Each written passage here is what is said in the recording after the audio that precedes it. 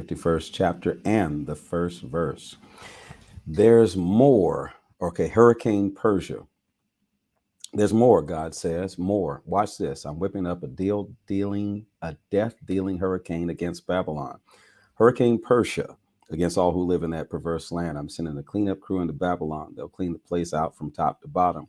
When they get through, there'll be nothing left of her worth taking or talking about. They won't miss a thing. A total doomsday. Fighters will fight with everything they've got. It's no holes barred. They will spare nothing and no one. It's final and wholesome destruction. The end. Babylon littered with the wounded, street piled with corpses. It turns out that Israel and Judah are not whittled after all as their God, the God of angel armies. I'm still alive and well, committed to them, and even though they filled their land with sin against Israel's most holy God. Get out of Babylon as fast as you can. Run for your life. Save your necks. Don't linger and lose your lives to my vengeance on her as I pay her back for her sins. Babylon was a fancy gold chalice held in my hand, filled with the wine of my anger to make the whole world drunk. Nations drank the wine and they've all gone crazy. Babylon herself was staggering crass, senseless in a drunken stupor. Tragic. Get anointing balm for her wound. Maybe she can be cured. We did our best, but she can't be helped. Babylon is past fixing. Give her up to her fate. Go home. The judgment on her will be vast, a skyscraper memorial of vengeance. Your lifeline is cut. God has set everything right for us. Come, tell the good news back home in Zion. Let's tell what God did to set things right. Sharpen the arrows, fill the quivers. God has stirred up the kings of the Medes, infecting them with war fever. Destroy Babylon. God's on the warpath. He's out to avenge his people, his temple rather. Give the signal to attack Babylon's walls. Station guards around the clock. Bring in reinforcements. Set men in ambush. God will do what he planned, what he said he'd do to the people of Babylon. You have no more water than you need. You have more water than you need. You have more money than you need, but your life is over. Your lifeline cut. God of the angel armies has solemnly sworn, I'll fill this place with soldiers. They'll swarm through here like locusts, chanting victory songs over you. By his power, he made the earth. His wisdom gave shape to the world. He crafted the cosmos. He thunders and rain pours down. He sends the clouds soaring. He embellishes the storm with lightnings, launches the wind from his warehouse.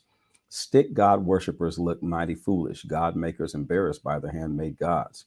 Their gods are frauds, dead sticks, dead wood gods, tasteless jokes. There's nothing but stale smoke. When the smoke clears, they're gone. But the portion of Jacob is the real thing. He put the whole universe together with special attention to Israel. His name, God of the angel army. So sleep and never wake up. God says, you Babylon are the hammer, my weapon of war. I'll use you to smash godless nations, use you to knock kingdoms to bits. I'll use you to smash horse and rider. I'll use you to smash chariot and driver. I'll use you to smash man and woman. I'll use you to smash old man and the boy. I'll use you to smash the young man and the young woman. I'll use you to smash shepherd and sheep. I'll use you to smash farmer and yoke oxen. Use you to smash governors and senators. So I'm going to use you to destroy everything, but then I'm going to destroy you. My Lord, I'm like a Becca now. Let me just watch and see all this, because this is, Judeans, you'll see it with your own eyes. I'll pay Babylon and the Chaldeans back for all the evil they did in Zion, God's decree. But you just said that they're your hammer and weapon to do that, and you're going to punish them for doing it. I'm your enemy, Babylon, Mount Destroyer, you ravager of the whole earth. I'll reach out, I'll take you in my hand, I'll crush you till there's no mountain left. I'll turn you into a gravel pit. No more cornerstones cut from you, no more foundation stones quarried from you, nothing left but gravel, God says. Raise a signal in the land, blow the shofar trumpet for the nations, consecrate the nations for holy work against her. Call kingdoms into service against her, enlist Ararat, Minni, and Ashkenaz, appoint a field marshal against her. Round up the horses, locust hordes of horses, consecrate the nations for holy work against her. The king of the Medes, his leaders and people. The very land trembles in terror, rise in pain, terrorized by my plans against Babylon. Plans to turn the country of Babylon into a lifeless moonscape, a wasteland. Babylon's soldiers have quit fighting. They hide out in ruins and caves, cowards who've given up without a fight, exposed as cowering crybabies. Babylon's houses are going up in flames, the city gates torn off of their hinges. Runner after runner comes racing in, each on the heels of the last, bringing reports to the king of Babylon that his city is a lost cause. The fords of the rivers are all taken. Wildfire rages through the swamp grass. Soldiers desert left and right. I, the God of angel armies, say it would happen. Daughter Babylon is a threshing floor. At threshing time, soon, oh, very soon, her harvest will come. and then the chaff will fly. Nebuchadnezzar, king of Babylon, chewed up my people and spit out the bones. He wiped his dish clean, pushed back his chair, and belched a huge gluttonous belch. Lady Zion says the brutality done to me to Babylon. And Jerusalem says the blood spilled from me charged to the Chaldeans. And I, God, step in and say, I'm on your side, taking up your cause. I'm your avenger. You'll get revenge. I'll dry up her rivers, pluck up her springs. Babylon will pile up rubble, scavenged by stray dogs and cats, a dumping ground for garbage, a godforsaken ghost town. Totally confused because Babylon is doing God's will to destroy them and judge them for their sin. Now, Babylon is being judged because they did what they were supposed to do. Okay. The Babylonians will be like lions and their cubs, ravenous, roaring for food. I'll fix them a meal, all right, a banquet, in fact. They'll drink themselves falling down drunk. Dead drunk, they'll sleep and sleep and sleep. They'll never wake up, God's decree. I'll haul these lions off to the slaughterhouse like the lambs, rams, and goats, never to be heard of again. Babylon is finished. The pride of the whole earth is flat on her face. Will it come down for Babylon to end up inglorious in the sewer? Babylon drowned in chaos, battered by waves of enemy soldiers. Her town stinks with decay and rot. The land empty and bare and sterile. No one lives in these towns anymore. Travelers give them a wide berth. I'll bring down on the glutton God Bel in Babylon. I'll make him vomit up all he gulped down. No more visitors stream into this place, admiring and gawking at the wonders of Babylon. The wonders of Babylon are no more. Run for your lives, my dear people. Run and don't look back. Get out of this place while you can. This place torched by God's raging anger. Don't lose hope. Don't ever give up. When the rumors pour in hot and heavy, one year it's this, the next year it's that. Rumors of violence, rumors of war. Trust me, the time is coming when I'll put the no gods of Babylon in their place. I'll show up the whole country as a sickening fraud with dead bodies strewn all over the place. Heaven and earth, angels and people. I'll throw a victory party over Babylon when the avenging armies from the north descend on her, God's decree. Remember God in your long-distant exile.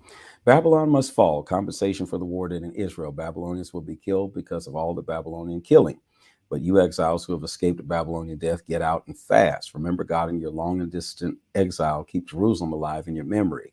How we've been humiliated, taunted, and abused, kicked around for so long that we hardly know who we are. And we hardly know what to think. Our old sanctuary, God's house, desecrated by strangers. I know, but trust me, the time is coming, God's decree, when I'll bring doom on her no God idols, and all over her land, her wounded will groan. Even if Babylon climbed the ladder to the moon and pulled up the ladder so that no one could get to her, that wouldn't stop me. I'd make sure vengeance would reach her, God's decree. But now listen, do you hear it? A cry out of Babylon, an unearthly wail out of Chaldea. God has taken his wrecking bar to Babylon. We'll be hearing the last of her noise. Death rolls like a crashing of waves. Death rattles like the roar of cataracts. The avenging destroyer is about to enter Babylon. Her soldiers are taken. Her weapons are trashed. Indeed, God is a God who even evens things out. All end up with their just desserts. I'll get them drunk, the whole lot of them. Princes, sages, governors, soldiers, dead drunk. They'll sleep and sleep and sleep and never wake up. The king's decree, his name, God of the angel armies. God of the angel armies speaks. The city walls of Babylon, those massive walls will be flattened. Those cities' gates, huge gates, will be set on fire. The harder you work at this empty life, the less you are. Nothing comes of ambition like this but ashes. Jeremiah the prophet gave a job to Sariah, son of Neriah, son of Messiah, when Sariah went to Zedekiah, king of Judah, to Babylon.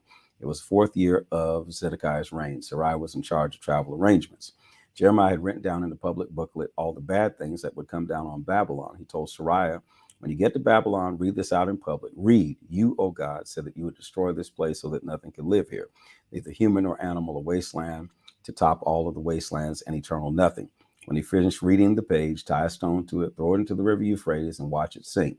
Then say, that's how Babylon will sink to the bottom and stay there after the disaster I'm going to bring upon her. Jeremiah chapter 52, the destruction of Jerusalem and exile of Judah. Zedekiah was 21 years old when he started out as king. He was king in Jerusalem for 11 years. His mother's name was Amutal, the daughter of Jeremiah. Her hometown was Libnah. As far as God was concerned, Zedekiah was just one more evil king, a copy of Jehoiakim. The source of all this doom to Jerusalem and Judah was God's anger. God turned his back on them as an act of judgment.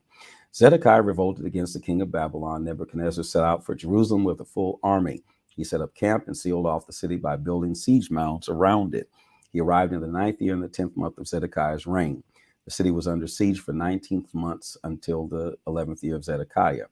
By the 4th month of Zedekiah's 11th year, on the 9th day of the month, the famine was so bad that there wasn't so much as a crumb of bread for anyone.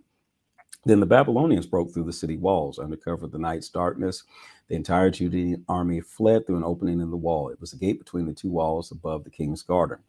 They slipped through the lines of the Babylonians who surrounded the city and headed for the Jordan into the Araba Valley. But the Babylonians were in full pursuit. They caught up with them in the plains of Jericho, but by then Zedekiah's army had deserted and was scattered. The Babylonians captured Zedekiah and marched him off to the king of Babylon at Riblah in Hamath, who tried and sentenced him on the spot. The king of Babylon then killed Zedekiah's sons right before his eyes. The summary murder of his sons was the last thing Zedekiah saw, for they then blinded him. The king of Babylon followed that up by killing all the officials of Judah. Securely handcuffed, Zedekiah was hauled off to Babylon. The king of Babylon threw them in prison, where they stayed until the day he died. In the 19th year of Nebuchadnezzar, king of Babylon, on the 7th day of the 5th month, Nebuchadnezzar, the king of Babylon's chief deputy, arrived in Jerusalem. He burned the temple of God to the ground, went to the royal palace, and then finished off the city.